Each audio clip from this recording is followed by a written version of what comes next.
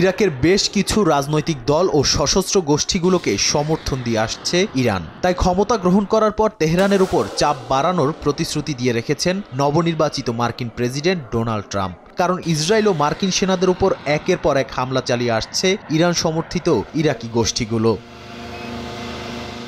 এরই মধ্যে এ নিয়ে নতুন উদ্যোগ নিতে যাচ্ছে ইরাকের প্রশাসন। ইরান সমর্থিত গোষ্ঠীগুলোকে অস্ত্র জমা দিয়ে সামরিক বাহিনীতে যোগদানের সুযোগ করে দিতে প্রচেষ্টা চালাচ্ছে বাগদাদ। স্থানীয় সময় বুধবার লন্ডনে সফরকালে রয়টার্সকে এ তথ্য জানান ইরাকের পররাষ্ট্রমন্ত্রী ফুয়াদ হোসেইন। তিনি আরো বলেন, এসব গোষ্ঠীকে নিয়ন্ত্রণে আনার জন্য আলোচনা চালিয়ে যাচ্ছে সরকার। একই সঙ্গে ওয়াশিংটন ও বাগদাদের মধ্যে সম্পর্ক বজায় রাখতে চেষ্টা চলছে।